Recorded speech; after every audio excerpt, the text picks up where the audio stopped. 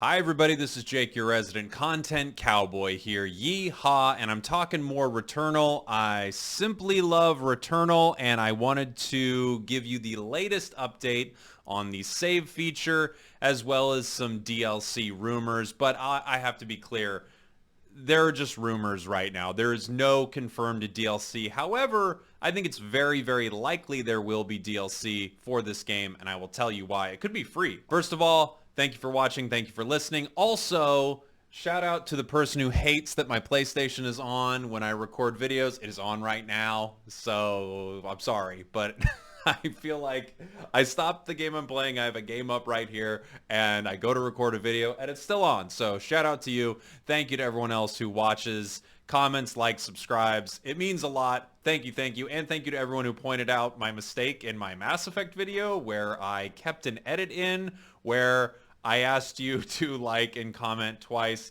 I was kind of embarrassed watching it, but you know, I'll like put it in here if I can. I was kind of embarrassed watching it, but people seemed to think it was okay. So thank you to everyone who comments, likes, subscribes. I really appreciate it. What's your favorite club?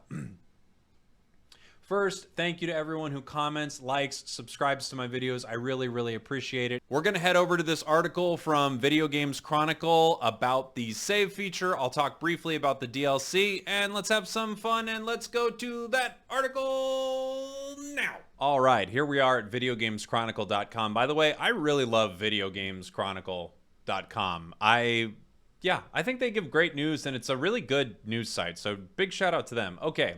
Housemarque says it hasn't decided how it will solve Returnal's lack of saves.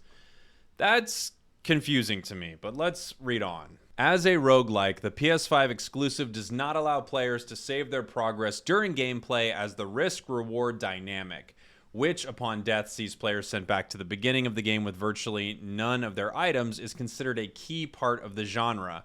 The thing that's confusing to me is when the game's save feature is talked about, this is not what's being addressed. They're talking about two different things, and I guess this is the criticism that Housemarque is getting, and they're trying to decide how they want to handle it.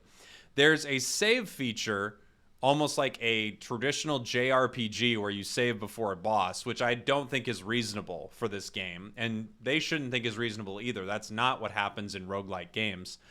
And then there is a save state feature, essentially, where you can put this game down and come back to it and pick up where you left off. No, I don't think anyone should be asking for a feature. I mean, maybe if they want to add in like a super casual mode, which, hey, everyone plays games their own way, but I think everyone is looking for a save state feature where they can close the game, full on close it, open something else up and play it, or whatever, and come back where they were if they're in a run and maybe they're in their second or third biome, but they just don't have time to complete the run right now. They want to hop over to a multiplayer game and play with their friends. Right now, you can't do that. That is what they need to fix. Adding a save point style system that you would put in before a boss, that seems to defeat the purpose of this particular game. Let's continue. Last month, the Finnish studio acknowledged criticism from fans over the issue, with some complaining that gameplay sessions can last too long, sometimes several hours, and they can sometimes. And there's no means to stop and save outside of keeping the PS5 console in sleep mode. And then also, if the game happens to update, because you have automatic updates on, which of course you do, then your game run is deleted that way. Not deleted isn't the right word, but that run is gone. I kind of deleted, but yeah. In a new interview with Axios Gaming, included in its latest newsletter, marketing director Mikhail Havari said Housemarque was still considering how it would solve the issue, adding that he believed it was complicated by different players having different expectations. Quote, "We understand there are some systems in place that are currently a hindering factor," he said, adding that the developer's intent was to get players into a focused, hardcore mindset when playing the game, but that the feedback has been heard.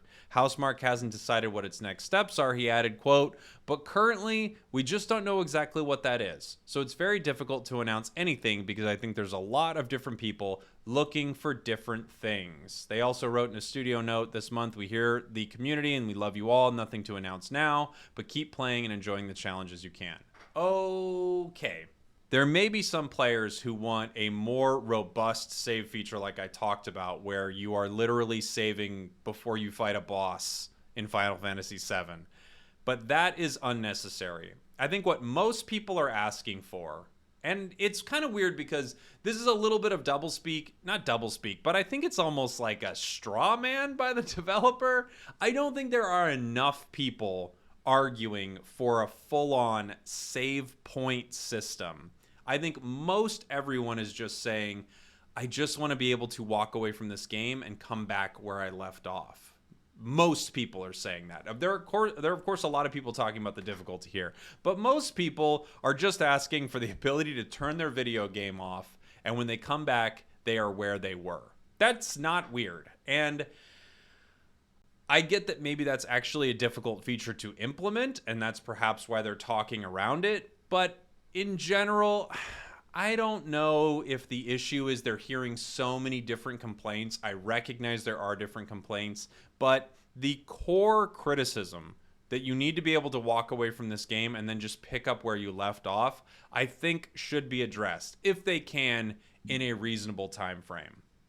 As far as the DLC is concerned, the rumors that we are hearing is, of course, that maybe with this save point feature DLC, there will be something coming out, with this save point feature update or save state update. Boy, get it together, Jake.